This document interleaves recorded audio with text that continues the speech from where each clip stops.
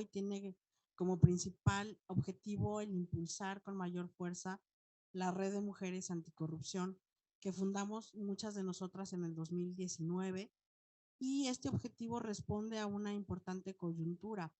Tenemos una política estatal anticorrupción que está en el desarrollo de su ruta para poder implementarse. Es la primera política estatal que incluyó el eje transversal de género para el control de la corrupción. Nuestra política está aprobada desde finales del 2019 y nada más por contraste, apenas la semana pasada la Secretaría Ejecutiva del Sistema Nacional Anticorrupción y la agencia USAID aprobaron y dieron a conocer una guía para decirle a los estados cómo deben diseñar sus políticas anticorrupción con perspectiva de género, cosa que en Jalisco ya llevamos avanzado en ese terreno. Justamente desde y fuera de REMA hemos discutido, propuesto protocolos e iniciativas justamente para darle ese enfoque tan necesario a la política estatal, porque necesitamos acciones focalizadas y especializadas dado un contexto pues patriarcal e incluso machista, pero no queremos un desempeño de la función pública construido desde prejuicios y estereotipos, sino basado a partir de la diversidad de realidades. Por ello, en esta jornada queremos hacer dos cosas.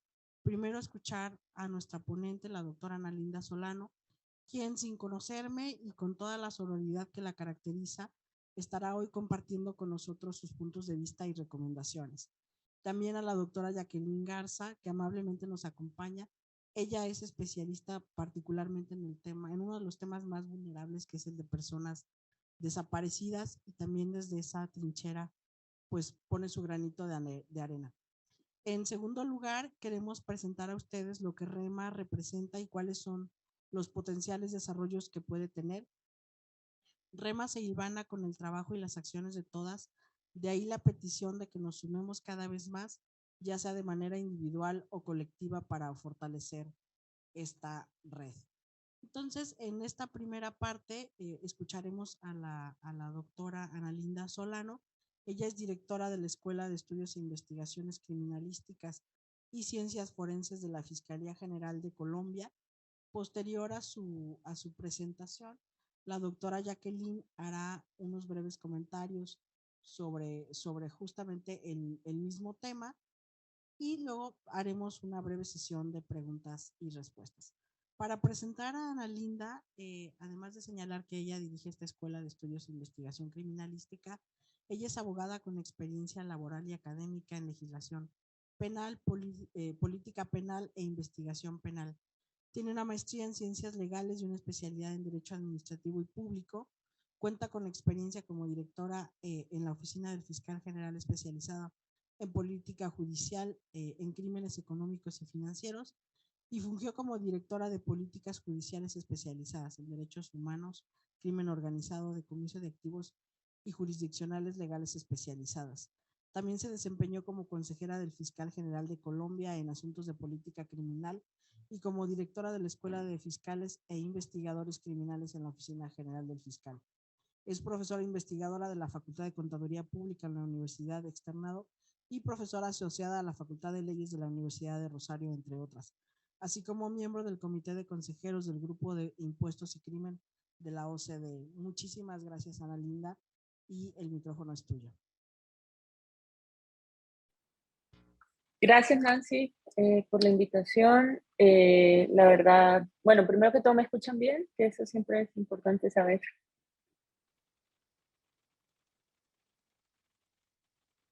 Creo que sí, ¿no? Vale. Bueno, claro que sí, con mucho gusto, Nancy.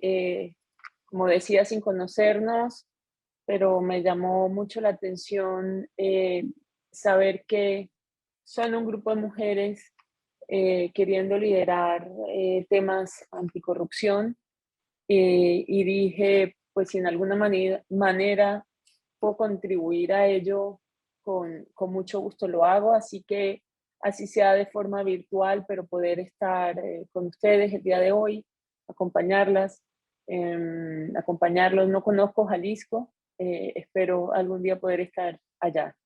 Voy a a compartir mi pantalla para que vean la presentación. No soy la directora de la Escuela de la Fiscalía, lo fui hace varios años, digamos, tuve a cargo esa función, pero quiero contarles que en este tema llevo más o menos desde el año 2018 trabajando con la Unión Europea, con un proyecto que se llama Eurosocial, que es un proyecto de relacionamiento entre América Latina y la Unión Europea, como tejiendo puentes, y hay un área de gobernanza, y en el marco de esta área de gobernanza, como les voy a estar contando, pues surge, digamos, este trabajo de género y corrupción. Entonces, digamos que es en el marco de eso y todo un trabajo que les voy a estar mostrando a nivel regional, pues es que se da, digamos, este ejercicio. Creo que ya están viendo mi pantalla. ¿Me confirman, por favor, si pueden ver la presentación?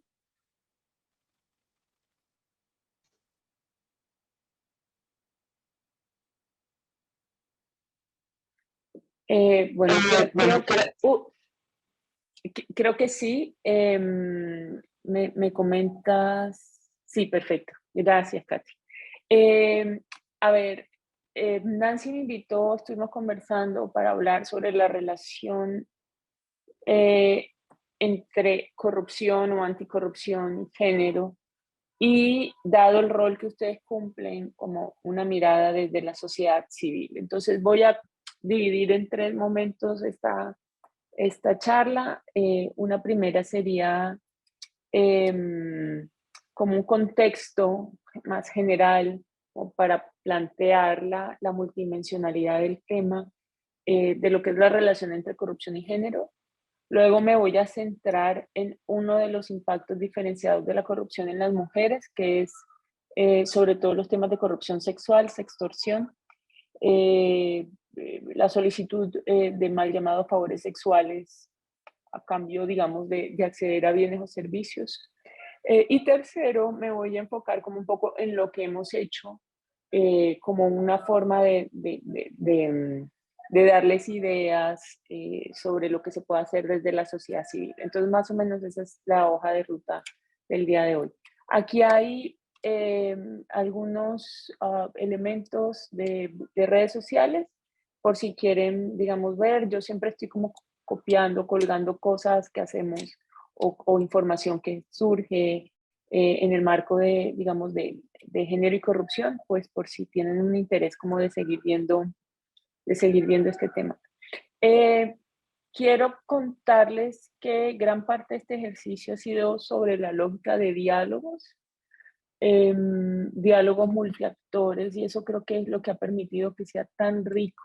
Entonces, algunas cosas que haré referencia que se presentan desde la institucionalidad perfectamente pueden también presentarse desde la sociedad civil, o la sociedad civil ser un apoyo, digamos, para estos ejercicios. Entonces, digamos que es un poco mostrarles un abanico de posibilidades de trabajo sobre los cuales ustedes puedan construir como esa hoja de ruta, si es que es del interés avanzar en esa agenda. Voy a empezar, digamos, como les comentaba entonces, en esa relación entre corrupción y género, que debo decir muchas veces es difícil ver para las personas, o sea, entender que hay una conexión o que puede haber una dimensión de género que sea relevante para la corrupción, o que de alguna manera la corrupción impacte los temas de género, pues no es algo que se ve de manera natural. Y les soy sincera, muchas veces iniciando estas conversaciones, los diagnósticos, lo primero a donde se va la mente de las personas es el caso de una funcionaria, de una líder política, de alguna mujer que por alguna razón es corrupta o está envuelta en un proceso de corrupción, o en un caso de corrupción importante en su país, o como esa excepción a la regla de la mujer que comete actos de corrupción. Entonces, es curioso, digamos, que sí suele ser como la primera aproximación para muchas personas. No sé cuál habrá sido la de ustedes. Al ver esas primeras conexiones, sería interesante de pronto reflexionar desde su perspectiva. En mi caso, yo vengo como un poco lo explicó Nancy, de trabajar temas de crimen organizado, lavado de activos, corrupción, y es desde ahí que me planteo, es decir, no tanto desde trabajo en género que he ido desarrollando desde el 2018, pues esa línea, esos entendimientos, sino más bien desde la lógica de la gran criminalidad y la relación. Ahí ha ido creciendo la relación con género. Y realmente los trabajos más recientes vienen más o menos de esa época, a partir de un planteamiento en relación con los objetivos de desarrollo sostenible. Yo creo que han habido varias etapas de evolución de la temática y la más reciente tal vez es esta, la que provoca como esta conversación. Y en algún momento se me invitó a pensar mis temas, estos temas de gran criminalidad, con perspectiva de género, y ha sido un camino, pues digamos, de crecimiento en ese sentido. Entonces, no sé, digamos, cada uno de ustedes desde sus roles, plantearse el tema más allá de los delitos tradicionalmente considerados asociados a género, las violencias sexuales, las violencias de género, eh, es en mi caso se me invitó a plantearme desde mis temas, como les digo, de gran criminalidad o crimen organizado, eh, estas temáticas, y ahí se empezó como a construir esta línea de trabajo. Entonces, eso tal vez yo les diría también desde sus roles, eh, plan, plantéense el tema, si es relevante, si puede ser relevante y de qué manera, y cada vez uno va creciendo la importancia, por ejemplo, en temas de crimen organizado, de seguridad y género, y claro, la corrupción entra, digamos, en esa dinámica, y es interesante verlo cómo va creciendo pues en esa multidimensionalidad. Entonces, partiendo de allí, digamos, es importante decir que la corrupción y sus impactos, digamos, negativos, se manifiestan en el crecimiento económico, en el desarrollo de los países. Su presencia se asocia normalmente a los bajos niveles de inversión económica, inequidad y de pobreza. Es un fenómeno que afecta a la democracia y el Estado de Derecho. Y en esa línea de cosas, pues influye en la calidad y en la extensión de lo que son los derechos humanos. Y si bien se entiende que impacta a toda la sociedad, cuando uno habla de corrupción se dice la corrupción afecta a todo el mundo, a toda la sociedad por igual, y eso lleva como una tendencia a creerla neutra. Pero cada vez más se avanza en el entendimiento de que no es neutra y que tiene una predilección hasta cierto punto por población vulnerable, vulnerable a razón de pobreza, vulnerable a razón de etnia, vulnerable a razón de género. Y que, digamos, en esa línea, entre otras razones, por la feminización de la pobreza y otros fenómenos, pues mayoritariamente afecta a mujeres, niños y niñas. Sin embargo, junto con esa mayor afectación, que es discutible, eh, según se mide la corrupción, digamos, la mayoría de las estadísticas no muestra, digamos, esa mayor afectación necesariamente a mujeres, niños y niñas, pero cada vez es más visible esta problemática, sobre todo, como digo, por condiciones de pobreza y otras vulnerabilidades, pero lo interesante acá es que no es solo, digamos, esa mayor afectación, sino que hay afectaciones diferenciadas, es decir, formas específicas de corrupción que impactan de manera diferente a razón de género. Y en esas formas distintas que terminan retando la noción de corrupción, lo que entendemos por corrupción, es que yo me voy a centrar más que en el mayor o el menor impacto. En este contexto, entonces, se evidencia la corrupción como un impedimento para lograr la igualdad de género y el empoderamiento de las mujeres, que es el objetivo de desarrollo sostenible número 5. Y este objetivo es supremamente importante porque se entiende que es necesario para fortalecer la gobernanza democrática, el desarrollo social, el crecimiento económico, entre otros fines, ¿sí? Entonces,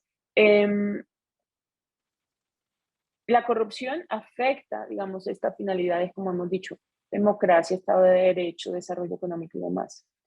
Y la igualdad y el empoderamiento femenino es necesario para llegar a esas finalidades, como le dice el Objetivo de Desarrollo Sostenible número 5. Y la corrupción impacta la consecución de este desarrollo, es decir, cuando hay corrupción, se afecta el crecimiento económico, se afecta el desarrollo social y muchas de estas finalidades. Entonces, digamos que la corrupción impacta, digamos, la consecución de estos fines. Es interesante que la corrupción como fenómeno social, económico, digamos, más allá de lo que puede interesar al derecho en un momento determinado o al derecho penal en un momento determinado, o sea, vamos saliéndonos un poco de la lógica de delitos asociados a corrupción, sino más como el fenómeno social. Ha variado lo que va interesando en la historia al derecho y al derecho penal. Entonces, en algún momento se entendía que era algo de dentro de los países, o sea, un fenómeno nacional, por decir, local. Luego se entendió que era transnacional o que podía ser transnacional. Pues sobre todo esa segunda mitad del siglo XX, donde se da esa transnacionalización del delito de manera más importante, sobre todo a propósito, no sé, delitos como el narcotráfico, que empieza todo ese desarrollo de normas y de marcos, digamos, regionales o globales para entender. Luego viene una segunda ola donde dicen, no es solo el país que recibe, el país tradicionalmente del tercer mundo o pobre que recibe, digamos, el acto de corrupción, sino que también hay corrupción del lado que lo ofrecen. Y viene esta convención de la OECD que le genera ese otro ingrediente, digamos, actual al tema. Y luego también se da todo lo que tiene que ver con corrupción privada, se dice no solamente la relevante, la corrupción pública. La corrupción en contexto privado también es necesario o le importa, digamos, a la sociedad y en especial al derecho o al derecho penal. Así, digamos, estamos viviendo un momento en el que se está construyendo una nueva dimensión que empieza a ser importante y es la dimensión de género. O sea, la dimensión de género desde más o menos de los años 2000 para acá, en época reciente, puede uno pensar esas relaciones en momentos anteriores, pero digamos, por lo menos en momentos recientes de los años 2000 para acá, se suma esa dimensión de género al entendimiento de la corrupción y plantea nuevos cuestionamientos y alcances para comprender tanto el fenómeno como las estrategias para enfrentarlo. Y ello implica, nuevamente reiterando, que la corrupción no es neutra, que es un fenómeno multidimensional, complejo, multicausal, eh, y que deben darse unas sinergias entre la lucha anticorrupción y las políticas para la igualdad de género y el empoderamiento femenino. En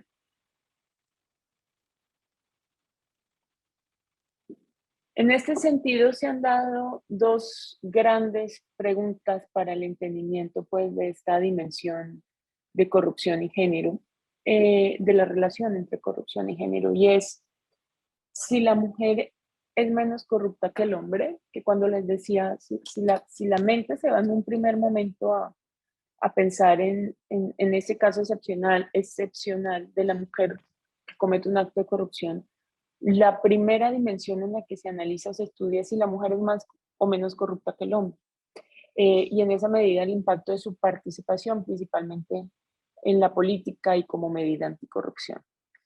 Y segundo, en lo que yo me he concentrado, estamos trabajando, y es cómo impacta el flagelo de la corrupción a las mujeres y a los hombres de manera diferenciada. Aquí lo estoy hablando en términos binarios, y me estoy concentrando en mujer a razón de género, digamos, esta diferencia porque el trabajo hacia mujer, pero digamos que esto se puede aplicar a otros géneros y de hecho cada vez más, hay más estudios orientados a eso. Pero digamos, mi trabajo se centra en esos temas que impactan a la mujer a razón de género y ustedes pueden, digamos, en sus líneas de trabajo hacerlo extensible a esos otros temas, pero quería también aclarar ese tema.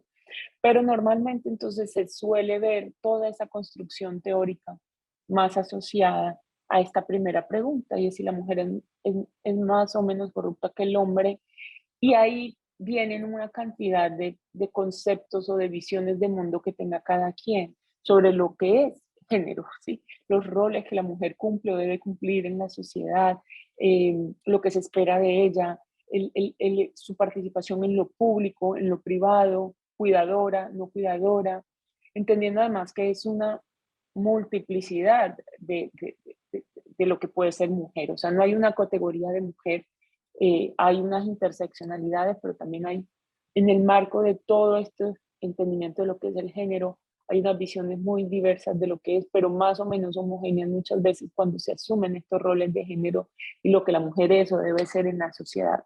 Entonces eso también le agrega unos elementos muy interesantes al entendimiento pues, de esta relación entre corrupción y género. Parto de aquí porque es donde se ha dado el mayor desarrollo, no que necesariamente estas teorías o estas aproximaciones importen para el entendimiento de, digamos, de lo que es la dimensión de género, de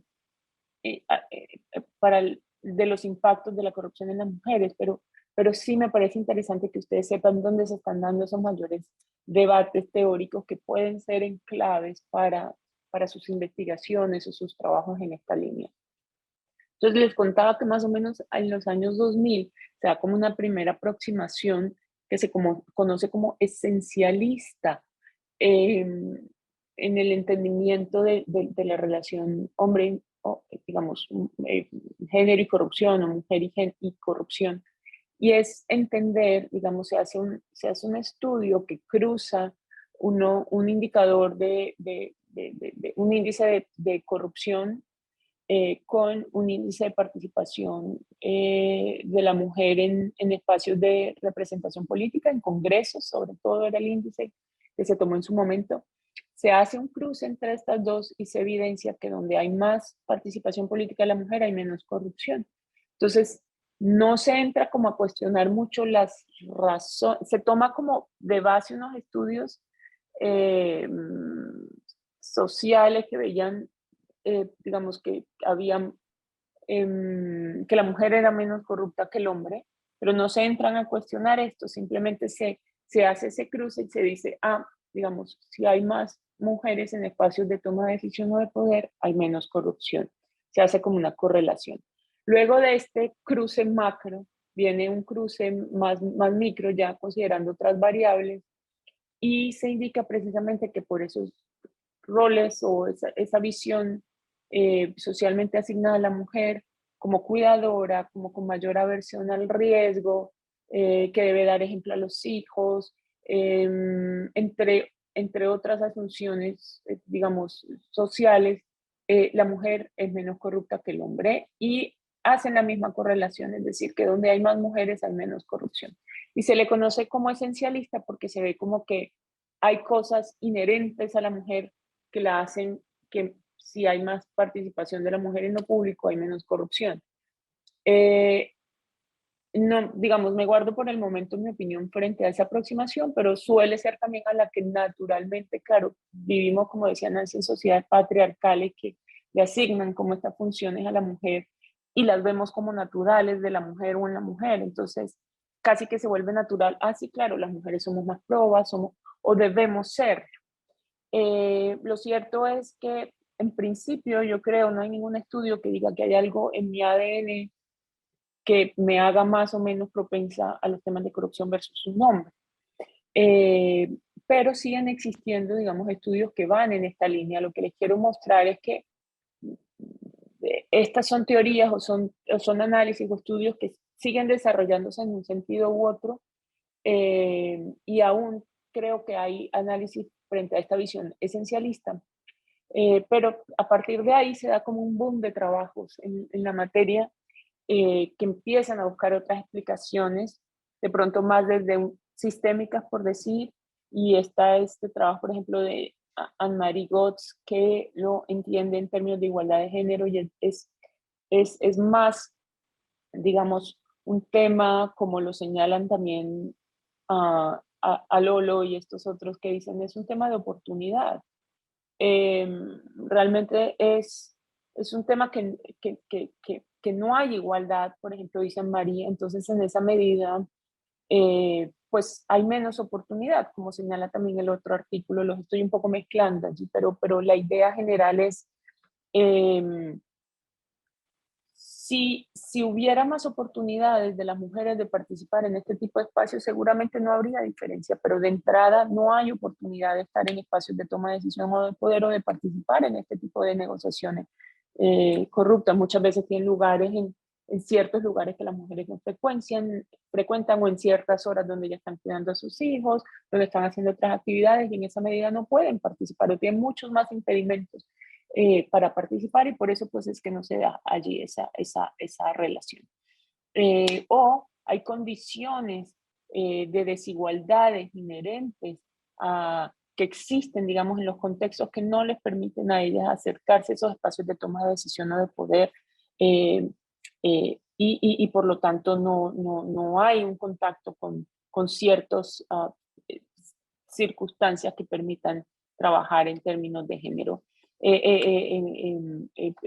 Participar en escenarios donde se dan temas de corrupción. Entonces, si hubiera igualdad de género, dice María, o si hubieran oportunidades, pues hay posibilidad de ver si la mujer es igual, más o menos corrupta que el hombre. Pero este tipo de obstáculos hacen que no lo sean. Hay otras que se van más al tema del contexto, que en ciertos contextos, en ciertos países sí, en ciertos países no se da esta correlación. Otros dicen que es más asociado, digamos, a contextos institucionales, entonces que en regímenes tendientes a lo totalitario esta división es irrelevante, que en contextos más democráticos es más relevante. Y están también las teorías de aversión al riesgo, como hablábamos, que a la mujer se le educa o se le forma para tener más aversión al riesgo y por tanto no suele, o para ser ejemplo y no tomar este tipo de riesgos asociados a la corrupción, entonces que en esa medida pues eh, participa menos de estos escenarios. Y está el último, que es con el que yo siento más afinidad desde un punto de vista de derechos humanos, de objetivo de desarrollo sostenible y de estas finalidades, y es el del sistema justo, que indica que realmente este estudio usa una metodología similar a las primeras, pero entonces cruza más variables.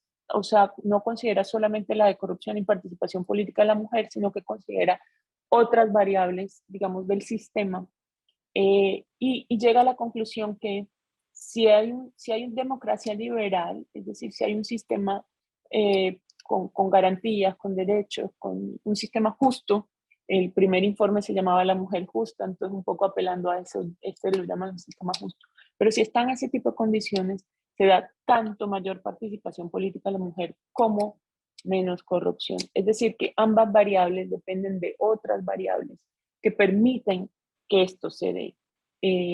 Y normalmente asociado a condiciones de democracia liberal. Entonces, se han hecho 2003, creo que se repitió 2009, hay varios trabajos de este mismo autor que avanzan, evolucionan en esa línea, eh, tanto, digamos, de análisis empíricos como construcciones ya más teóricas sobre el tema de cómo estas dos, no hay una correlación o dependencia entre estas, sino que ambas dependen de unas condiciones sociales eh, que permiten que se den.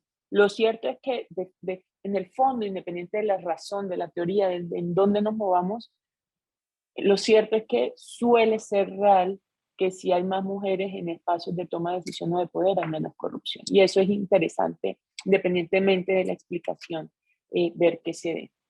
Con esos primeros aproximaciones se dieron unas primeras escenarios de política pública, más o menos. Ese primer informe fue comisionado por el Banco Mundial. Entonces, como que se tomaron varias decisiones desde ese momento que relacionan mujer y corrupción o mujer y anticorrupción. Yo ahí les traje como unas citas que me parecen graciosas, pero al mismo tiempo un poco para analizar, sobre todo asociado a mujeres como policías de tránsito, mujeres en administraciones públicas de alcaldías, cosas así, como medida anticorrupción, ¿sí? Porque una vez se hizo esa correlación, se entendió que más mujeres menos corrupción, por la razón, digamos, vuelvo y digo, la aproximación teórica que consideremos, pero entonces empieza esta oleada de decisiones de política pública, de poner a la mujer en estos espacios de riesgo, en ciertos espacios de riesgo para evitar corrupción. Entonces se feminiza las estrategias anticorrupción con la mayor participación de la mujer. Y ahí, digamos, eso está bien, digamos que porque la mujer participa en ese tipo de temas que son como de relevancia social, cuando, digamos, participa de lo público, medio ambiente, corrupción y demás, pero me parece que es algo a llamar la atención a corto, mediano y largo plazo, de entender que la mujer puesta en un determinado lugar es una medida anticorrupción, no solo porque el desvalor, volvemos al punto inicial del que partíamos, de que considerar a la mujer más o menos corrupta eh, pues se pone una carga mayor cuando comete, es decir, yo veo peor que una mujer policía me pida una coima a que pida un hombre policía esa coima. Es decir, suele haber un desvalor mayor porque ella fue puesta ahí como medida anticorrupción. Entonces, ella debería tener mayor cumplimiento pues de la norma cuando no debe ser así. Y creo que a largo plazo además también genera ciertos techos de cristal y ciertos impedimentos para avanzar, porque si yo la pongo ahí como medida anticorrupción, me está funcionando, ¿por qué la voy a quitar? ¿Por qué le voy a dar un ascenso? ¿Por qué voy a moverla a otro lugar? ¿Por qué voy a permitir que evolucione cuando la necesito ahí cuidándome, pues que no haya corrupción en los temas de tránsito? Y así una serie de cuestionamientos que digamos que podemos profundizar si quieren en el momento de preguntas, pero simplemente les estoy como dejando allí esos puntos que creo que pueden ser de interés para analizar. Lo mismo ocurrió con la lucha, lo que tiene que ver con la feminización de la pobreza, y si bien es cierto que mayoritariamente las mujeres son pobres, lo cierto es que no cualquier acción para luchar contra la pobreza pues es una acción que ayuda a la igualdad o empoderamiento de la mujer y viceversa. Y yo creo que acá también hay que verlo, es decir, una cosa es la mujer liderando estas temáticas y otra cosa creer que porque estoy luchando contra la corrupción estoy ayudando a la igualdad de género o viceversa. Entonces es importante, digamos, ver eso que se le pide a la mujer en materia anticorrupción y realmente cómo debe pensarse ese rol de la mujer en esta materia. Como les digo, entonces esa es como esa primera gran pregunta. La otra gran pregunta es cómo impacta la corrupción a las mujeres, y aquí es donde yo he centrado mayoritariamente mi trabajo. Son varios los escenarios de esos impactos diferenciados que he visto en la región. He centrado en tres por estas características que les pongo acá.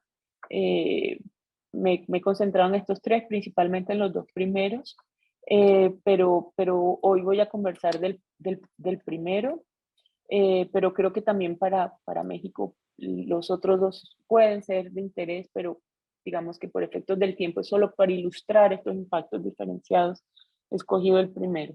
La sextorsión, la corrupción sexual, esa solicitud de favores sexuales, de mal llamados favores sexuales a cambio de acceder a bienes o servicios. Y para mí, como les decía, reta el concepto mismo de corrupción. Normalmente entendemos corrupción cuando hay dinero de por medio, cuando la moneda de pago es sexualizada. Muchas veces no se ve como corrupción, no se ve como, se entiende de hecho normalizada o está completamente invisibilizada. Una vez empiezan a darse estas conexiones o a entenderse estas conexiones, uno empieza a ver así casos. Hay un reciente estudio en Colombia de Transparencia Internacional que recopiló 13 casos. Nosotros, digamos, en el ejercicio con Unión Europea hemos recopilado muchos casos en la región y en otras regiones. Es decir, es un problema que se presenta más allá de lo que uno puede imaginar, pero no se ve como corrupción. Entonces, verlo como corrupción más allá de lo que puede ser la mente suele irse a un tema de financiación ilícita de partidos políticos, irse a lo que tiene que ver con casos como de Brecht, que nos impactaron en toda la región, de grandes contrataciones desviadas y eso. Y entonces, cuando planteamos el concepto de extorsión, no es lo que solemos entender como corrupción. Entonces, es interesante en esa medida verlo. Luego, en esa multidimensionalidad de la corrupción, el otro escenario, digamos, que hemos estudiado es cuando la corrupción, digamos, la corrupción no sea en un laboratorio solo, aislado, sin relacionarse con otros fenómenos. Muchas veces la corrupción facilita otros escenarios de gran criminalidad y en esa medida el que lo hace más visible, no que sea el único, pero el que lo hace más visible es esa corrupción que facilita la trata de personas. Se ve ese impacto diferenciado muy, muy claro, considerando que la mujer es el grupo poblacional que en todas las modalidades de explotación sexual, laboral, de mendicidad, de matrimonio forzado, etcétera, de órganos y demás, es la mayor víctima, en especial sexual. Y aun cuando la brecha se va cerrando en otros, como puede ser el laboral y demás, sigue siendo mayoritariamente. Entonces, esa relación entre corrupción facilitadora de la trata de personas, especialmente con fines de explotación sexual, que es la que he trabajado, pero en el contexto de migraciones que tiene la región también. En fin, es entender esa corrupción que facilita. Y para mí es interesante esa dimensión porque acerca las agendas. La agenda de anticorrupción suele estar en estos grandes casos, en estos grandes temas de corrupción, normalmente asociados a grandes cantidades de dinero.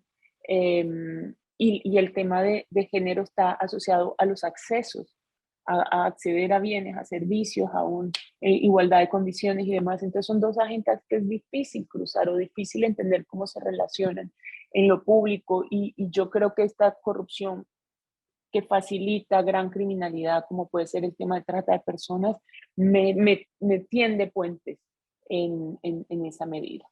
Y ahí yo tengo, digamos, como una visión muy particular y es que me da la extorsión también y esta relación trata-corrupción y es uh, redefinir el concepto de pequeña o gran corrupción, no solamente en términos de dinero, sino en términos de afectación a derechos fundamentales. Cuando la corrupción me impacta derechos, hay digamos, violencia de género, violencia sexual que me impacta derechos fundamentales, como dicen las convenciones de Belén do Pará, CEDAW, hemos logrado, hay unas recomendaciones en CEDAW. Entonces, yo creo que no puedo seguir pensando que estoy en términos de pequeña corrupción, como pasa con la sextorsión, y ahí también viene como esa redefinición del concepto de corrupción. Finalmente, lo que tiene que ver con corrupción política, otra dimensión de corrupción, y lo vimos sobre todo en Centroamérica, en algunos países, que era relevante la dimensión de género, con temas de compra de votos, acceso a programas sociales y otras formas de violencia, donde, digamos, el target para la compra de votos es mayoritariamente la mujer, porque, digamos, es la que más vota o es la que es lideresa social, y luego defino los programas sociales a los que normalmente la mujer es beneficiaria, situación de embarazo u otro, o por su rol de cuidadora suele ser la que se relaciona con el Estado para ese tipo de accesos. Entonces se da un círculo vicioso bastante negativo entre compra de votos, acceder a programas sociales donde la mujer, digamos, es el target. Acá hay unos ejemplos de casos en la región. No me voy a extender, pero sí les quiero contar. Voy a leer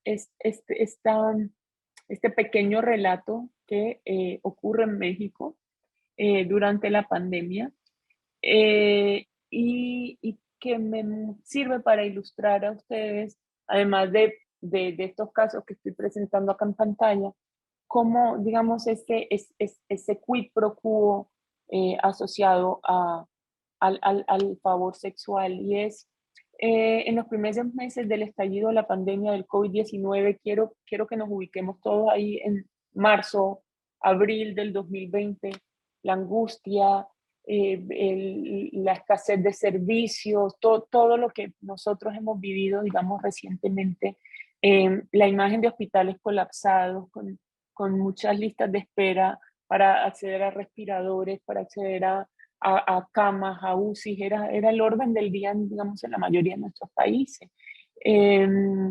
Y poder ser atendido por los servicios médicos con prontitud, pues era cuestión de vida o muerte. Una joven acude de urgencia en una ambulancia con su madre enferma para ser atendida en un hospital público. Aprovechando la situación de vulnerabilidad, un paramédico que las acompaña en el vehículo le indica, presuntamente es una denuncia. No conozco, ojalá si ustedes conocen cómo evoluciona el caso, pues me lo cuenten mucho mejor.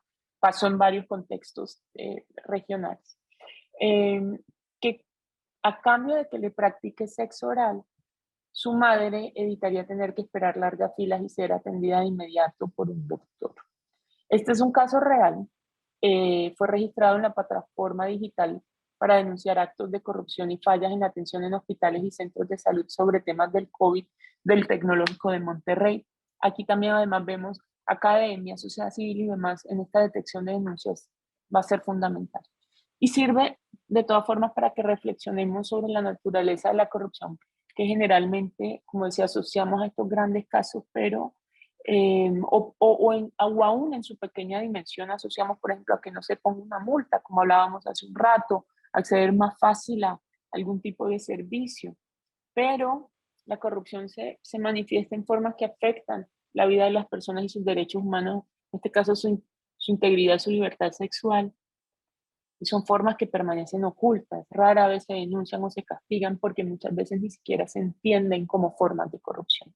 Entonces, digamos, es solo un ejemplo entre muchos otros contextos en los que se da y se puede dar, digamos, esta temática. Nosotros, y lo que quiero que también veamos es que no es solamente un tema en América Latina, porque somos países, estamos en vía de desarrollo, hemos levantado casos en Gran Bretaña, en Estados Unidos, en España y en varios contextos. Policía de Nueva York,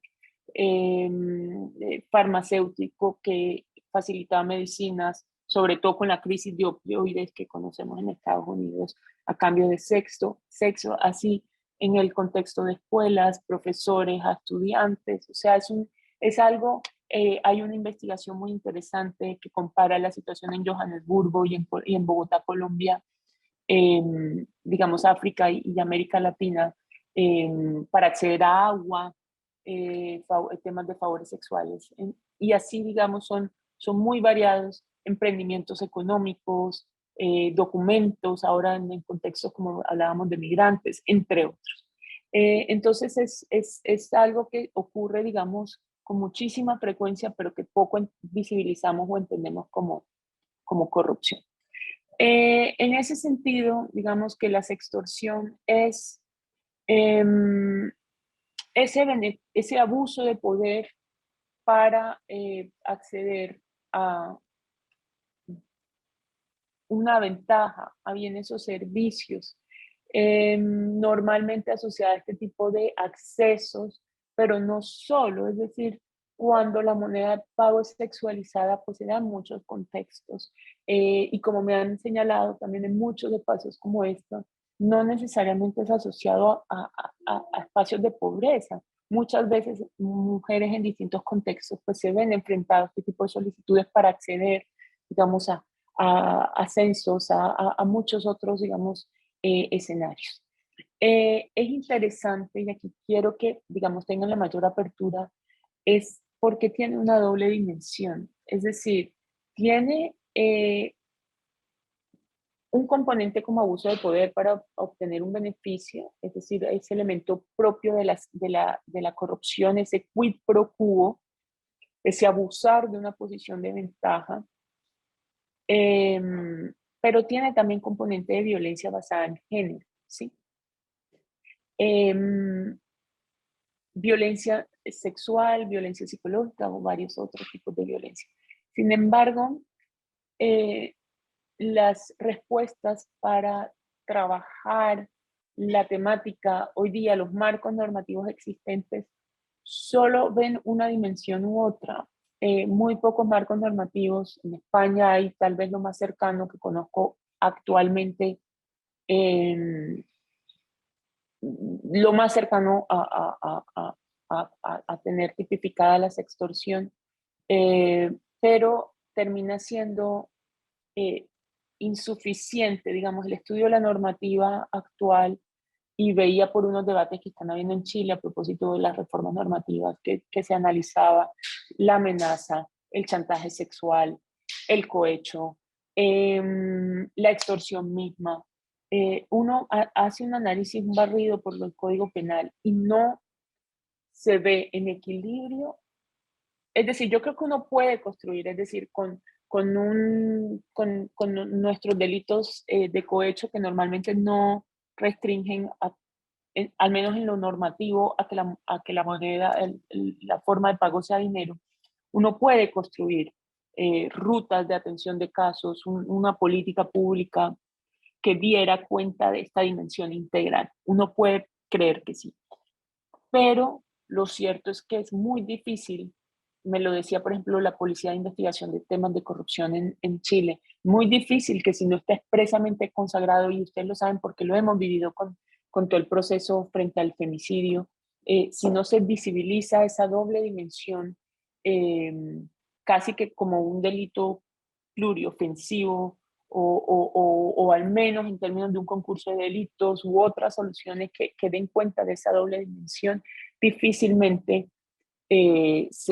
se penaliza de manera integral o se trabaja de manera integral lo que es la sextorsión en esta doble dimensión, ese quid pro quo asociado a la corrupción y esa violencia sexual eh, contra la mujer. Mayoritariamente digo contra la mujer porque aunque a cualquiera género, a cualquier persona le podrían solicitar este tipo de favores sexuales, mayoritariamente, tiene un sesgo importante de género, mayoritariamente las mujeres son las que se ven víctimas del tema. Entonces, cada aproximación, es decir, verlo solo como corrupción o verlo solo como violencia de género, presenta unas limitaciones importantes. Pero sobre todo quiero que lo piensen en términos del principio de igualdad y acceso a la justicia, ¿sí? En términos de derechos fundamentales, porque según yo interprete al recibir una denuncia de este tipo, en una vía u otra, es el tipo de solución que le estaría dando al caso. Y ahí no hay, digamos, igualdad precisamente por esa falta de definición equilibrada en el entendimiento de lo que es la sextorsión.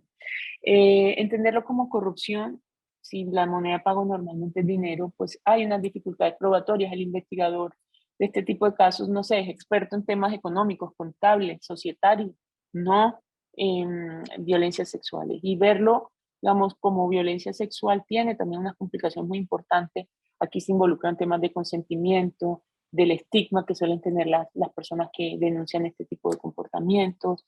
El acoso normalmente está asociado a contextos laborales, también es insuficiente, en fin, es como un poco llamarles la atención sobre que termina viendo, digamos, una colcha de retazos, lo llaman algunos, o sea, cada aproximación es posible, pero es insuficiente para la integralidad y lo profundo, digamos, del debate en materia de sextorsión. Más allá de todo, a mí me parece, digamos, tal vez lo más duro en materia de sextorsión es no solo que esté invisibilizado, es decir, que hay que recoger más información, entenderla, hacerlo visible cuando en la estadística se recoge, los casos, sean violencia de género o en corrupción, se alimentan, en fin, hay que generar ahí mucho mayor insumo, pero me parece aún peor los contextos en la región, que no son pocos, donde he visto que se entiende normalizado. Es decir, que a una mujer se le pida acudir con el fiscal que le lleva el caso al bar, a la chichería de la esquina, a tomar algo, a bailar y luego a tener relaciones sexuales.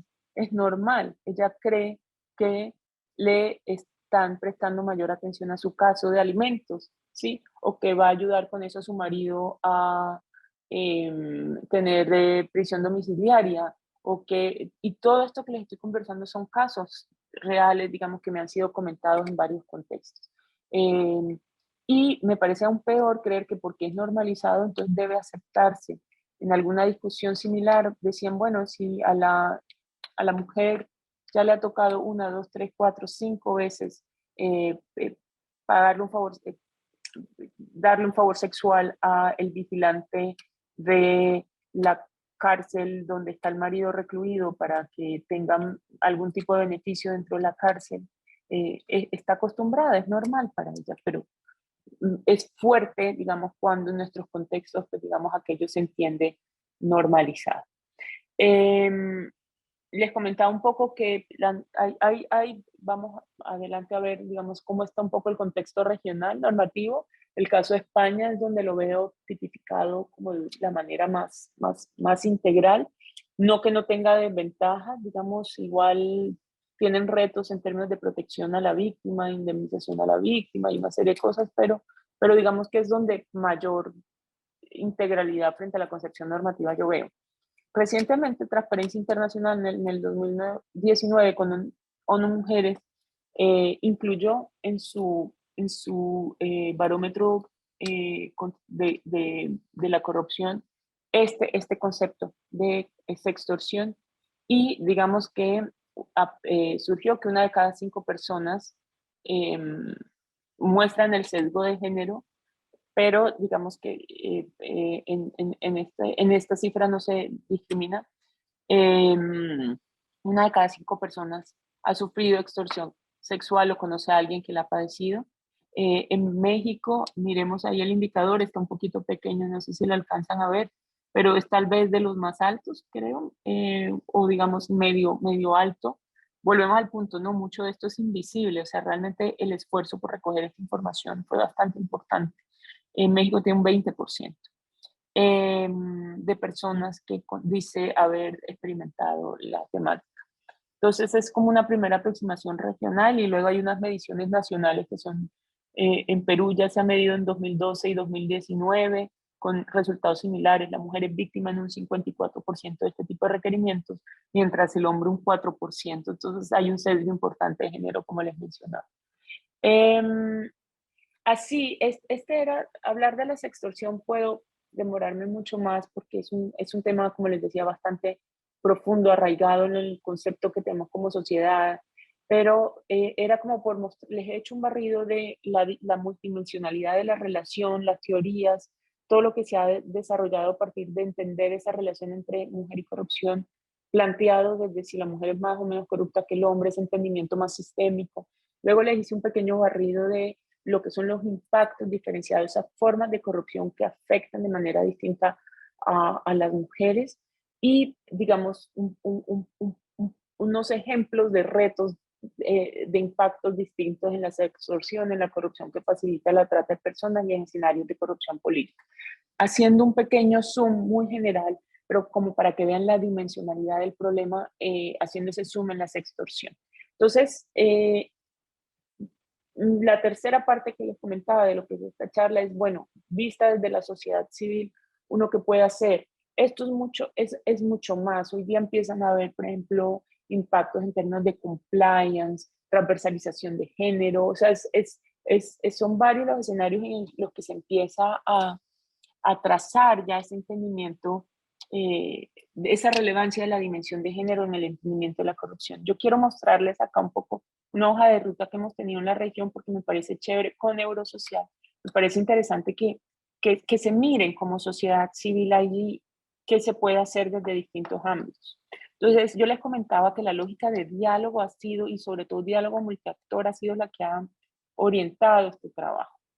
Y ahí el posicionamiento en agenda, pero sobre todo el levantamiento de información, el entendimiento, el diagnóstico ha sido fundamental. El diseño de herramientas prácticas con las que hacer esos levantamientos y esos entendimientos, y lo que tiene que ver con sensibilización y gestión del conocimiento. Eso ha permitido crear redes especializadas, por ejemplo, en la Asociación Iberoamericana de Ministerio Público, la Fiscalía de la región, pero también redes especializadas o trabajos con otros actores, Naciones Unidas, UNODC, ONU Mujeres, Transparencia Internacional como sociedad civil, creó esos grupos de trabajo. La OEA ha creado grupos de trabajo, lo está involucrando cada vez más en lo que tiene que ver con el entendimiento de la Convención Anticorrupción de la región. Operadores de justicia, la Asociación de Mujeres Juezas, y sobre todo jueces en varios países de la región vienen también, digamos, queriendo capacitar, organizarse, hacer grupos de trabajo en esta temática, y bueno, en general relacionarse con otros miembros de la sociedad civil. Hemos visto también, digamos, más que todo Transparencia Internacional, que es con el que hemos trabajado, pero digamos que el interés ha surgido, se han creado estos grupos de trabajo en varios otros contextos. Entonces, en este diálogo multiactor, se dio ese primer taller regional en el 2018. Es muy importante porque se incluyó la temática en la agenda del G20.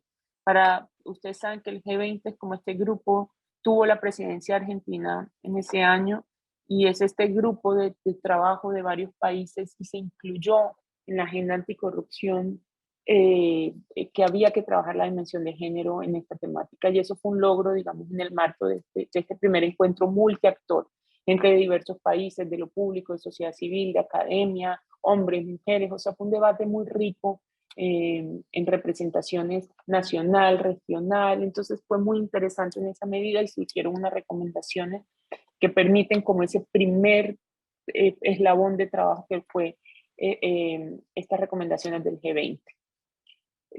También en esa lógica de conversación, de diálogo, trabajamos este primer diagnóstico que ha sido como la base de toda la hoja de ruta en la región, Mujer y Corrupción, los impactos diferenciados de la corrupción en las mujeres, que pues digamos pueden encontrarlo en línea si es que quisieran profundizar sobre estas conversaciones. Talleres internacionales en diversos ámbitos, el primer taller internacional sobre trata y corrupción en clave de la triple frontera argentina. Luego de este taller que les muestro en Chile se da la iniciativa legislativa en Perú, en Chile que vamos a estar viendo, y luego de este taller que les muestro en Perú se da todo un grupo de trabajo en la CAN, que es como la Secretaría de Integridad de Perú, y ese grupo de trabajo les apoyamos en el diseño de una hoja de ruta también para un proyecto de ley, pero para otras acciones que están en la política anticorrupción peruana. Esto solo como por mostrarles unos ejemplos. En ese primer taller internacional, el de Cartagena del 2019, se incluye en la agenda de la Asociación Iberoamericana de Ministerios Públicos, se crean estos grupos de trabajo y se empieza a trabajar a nivel regional con varios países de la región, sobre todo asociados con el grupo de trata de personas. Entonces son como ejemplos donde han visto que se ha podido, a partir de estos diálogos, de estos trabajos, donde siempre ha estado presente la sociedad civil, avanzar, digamos, en ese posicionamiento en agenda con planes de trabajo concretos en materia anticorrupción y en trata de personas. Esto fue, digamos, la participación en debates como en estas recomendaciones generales de la CEDAW sobre la trata de mujeres y niñas, muy actual, digamos, se hizo en el contexto de migración mundial, y ahí se incluyó, digamos, el tema pudimos participar del debate e incluir el tema de corrupción facilitadora de la trata. Recientemente, digamos, en contextos como el OSD y ACC, que, digamos, han ido creciendo en su interés de trabajo en estas temáticas, y son foros muy importantes. La OSD lidera el Foro Global Anticorrupción y de Integridad. La IACC es el máximo, digamos, escenario de encuentro en materia anticorrupción, y esto ha ido, digamos, creciendo la generación de grupos de trabajo y de líneas de investigación en materia de corrupción y género. Además de esta inclusión en el C20 con la recomendación que les comentaba, esta medición en la alianza entre Transparencia Internacional y ONU Mujeres, que surge del taller que hicimos en el 2018, se da esta primera medición que es muy importante, aun cuando necesita mayor desarrollo, pero es una primera medición ya regional sobre la temática, la recomendación de la CEDAW. Este documento que les estoy mostrando, Género y Anticorrupción en América Latina, incluye muchas de las prácticas que se están haciendo ya en la región en el tema, y lo más reciente es la inclusión en la UNGAS, que ustedes saben es como el espacio más importante de Naciones Unidas para estar es la Asamblea General de las Naciones Unidas, es donde se da, vamos, ese máximo órgano de reunión. El año pasado fue en materia anticorrupción y salió una recomendación por parte de la IAM de incluir, y así fue incluido el tema de trabajar, la necesidad de trabajar la dimensión de género en materia anticorrupción. El trabajo de herramientas. Entonces, como ven, hay un tema muy importante, por cerrar el anterior, de advocacy, de posicionamiento en agenda, de entendimiento, de visibilización pues, de la temática, y ahí creo que el liderazgo que puede tener la sociedad civil es innegable. En términos de diseño de herramientas, hemos trabajado, digamos, he trabajado en la construcción de varias herramientas. Vamos, acá simplemente traje esta que permite mapear dónde están los riesgos de corrupción y trata y hacer la caracterización de esa corrupción facilitadora de la trata, em, en dónde se presenta, digamos, esos hotspots en cada país, dónde están, qué funcionarios son mayores vulnerables a tener riesgos, dónde se dan, digamos, en qué tipo de servicios se dan mayoritariamente esos riesgos. Y es interesante, lo usó, digamos, varios países, pero sobre todo Argentina, tiene unos análisis, tiene ya 2 documentos, aquí solo le estoy mostrando uno, pero tiene ya 2 documentos diagnósticos, casuísticos, con relevamiento de sentencias y otros, donde ha podido analizar trabajando con foros anticorrupción a nivel, ustedes saben, a nivel federal, pues en cada una de las provincias, trabajando y entendiendo, y acaban de sacar, de hecho, un análisis reciente donde se analiza que varias normativas locales terminaban con un efecto no deseado de favorecer esta corrupción facilitadora de la trata. Entonces es como para mostrarle a partir de herramientas prácticas, hemos podido generar caracterizaciones, como dimensionar la problemática en varios contextos nacional con algunos resultados como pueden ser estos de caracterización, de diagnóstico y sobre todo de ya de entendimiento de ciertos temas específicos como pueden ser estas normas y trabajo ya a nivel estatal en la temática con ciertos espacios que ya están analizando estas normas y se están dando cuenta de dónde pueden haber esos efectos no deseados en la materia. Por ejemplo, en Brasil, también a propósito del ejercicio con esta herramienta, crearon un grupo de trabajo, tienen ya unos lineamientos de trabajo, hicieron una comunicación muy importante en Instagram. ¿Por qué en Instagram? Digamos, no solo porque es una red social, porque sí, sino porque, digamos, es donde escenarios donde se dan captaciones de trata de mujeres, entonces captaciones de mujeres para fines de trata. Entonces es clave ver esos espacios donde se pueden dar esas campañas de difusión y de sensibilización, de ver esa dimensión de corrupción que facilita este escenario. Asimismo, por ejemplo, no la traje acá, pero similar está, por ejemplo, también en Chile, dándose esos escenarios de difusión. Acá está en Perú, por ejemplo, lo que les comentaba de la inclusión del tema en la Comisión de Alto Nivel Anticorrupción, en la CAN, la propuesta normativa, las capacitaciones al interior del Poder Judicial, la producción ya de estudios, de análisis, como acá les muestro uno de del peruano, pero hay varias producciones académicas que ya empiezan a darse para visibilizar el tema y dimensionar. En Perú, en Chile, digamos, se da, esto es interesante, yo les hablaba de este sistema de recepción de denuncias del Tecnológico Monterrey, pero los ALACs, que son estos centros de recepción de denuncias que tiene la sociedad civil, Transparencia Internacional en materia de corrupción, incluyen ya, digamos, algunos capítulos como el de Chile, con campañas de difusión, este tema, digamos, de sextorsión. Y se están dando debates como este que les pongo acá, digamos, con Chile Transparente y con la Fiscalía para analizar el proyecto de ley que han desarrollado.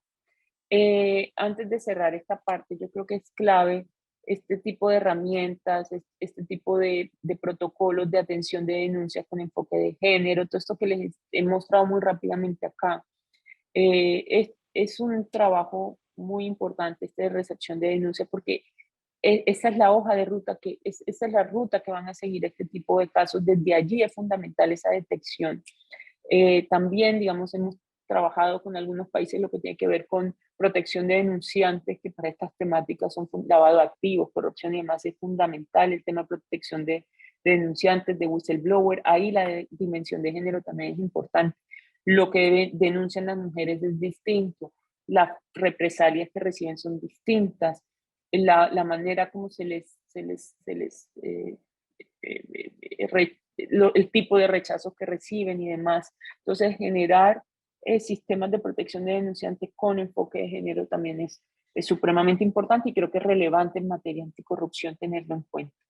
Promover discusiones de investigación. Yo no, acá en Chile no les traje, pero por ejemplo con el capítulo de Transparencia Internacional se adelantó una investigación en la triple frontera con Colombia y Brasil sobre corrupción, trata de personas, temas de narcotráfico y microtráfico. Es decir, también desde la sociedad civil se pueden liderar este tipo de investigaciones, de visibilizar, de sensibilizar este tipo de problemáticas y pues de corte más académico también.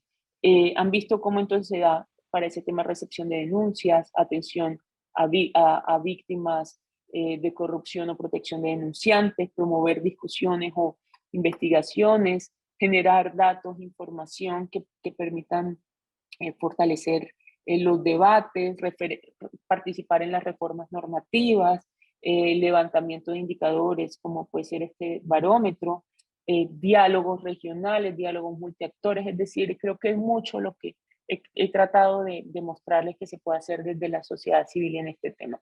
En términos de gestión del conocimiento, nosotros creamos como esta plataforma que es como por si quieren además solicitar ingreso, se llama Capacity for Dev y es una comunidad de práctica de la Unión Europea, es como una semilla de observatorio que tenemos allí con la información, los casos y todo lo que se viene produciendo. Hay un grupo que es Mujer y Corrupción, y bueno, ahí se está dando por ahora un repositorio, algunas discusiones sobre esta temática, que como les digo es como un embrión de observatorio. Se ha producido mucho en diversos medios de comunicación, visibilizando la temática. Acá hay, por ejemplo, Dos Miradas, es una conversación entre un fiscal de trata, un fiscal de corrupción, viendo la problemática, pues digamos, de manera integral. Esta serie de televisión, ahí vemos a Gina, es una sobreviviente del tema de trata. Acá vemos una campaña que han hecho los fiscales de la IAM, los dos grupos de trabajo que les mencionaba, Sin Corrupción No Hay Trata.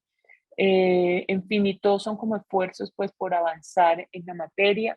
Esto es lo más reciente, digamos, de enero de este año, un homenaje a las sobrevivientes, pero en el enclave del arte, en distintas representaciones artísticas como para sensibilizar, para visibilizar los problemas.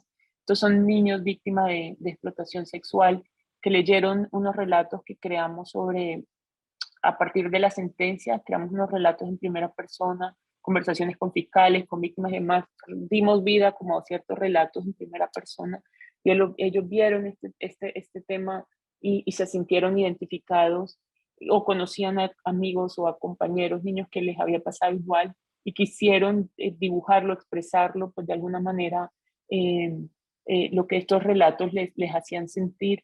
En fin, son acá con esto del arte quiero mostrarles que estamos como en un camino de ver nuevas dimensiones desde las que se puede aproximar a la problemática, sensibilizar sobre el tema y avanzar en la construcción de política pública en esta materia. Eso era lo que quería contarles, un barrido muy general hacia dónde avanzar, simplemente para cerrar. El tema de subregistro y falta de conocimiento sobre las problemáticas es algo que hay que enfrentar. Eh, Todas las dificultades para detectar y acreditar el delito, que era lo que les decía en términos de fomentar la denuncia y otras formas de prevención e investigación. La necesidad de coordinación interinstitucional, no solamente con un fiscal anticorrupción o con una sociedad civil en materia de anticorrupción. Se va a lograr generar aquí soluciones. Si tiene una doble dimensión, hay que verlo en esas actores en esas variadas dimensiones. Entonces, esa parte de articulación y coordinación es clave. Todo lo que tiene que ver con la tipificación o no y la toma de decisión de cada país, qué ruta va a seguir, digamos, para esta temática, y todo lo que tiene que ver pues con la agenda internacional, más no solo esos cruces entre el ODS 16, donde la corrupción es, digamos, la lucha anticorrupción es entendida para consecución de paz y sociedades, digamos, robustas, con sistemas de justicia robustos, y ese relacionamiento con el Objetivo de Desarrollo 5 de igualdad y empoderamiento femenino. En fin, esto es simplemente como ese gran barrido que quería darles sobre la multidimensionalidad del tema, sobre los impactos diferenciados, sobre lo que se está haciendo en la región, como para que tengan referentes. Y aquí una pequeñísima, al final, hoja de ruta de cuáles son esos problemas y hacia dónde avanzar en ello. Gracias, Nancy, gracias por su atención. Acá termina mi presentación.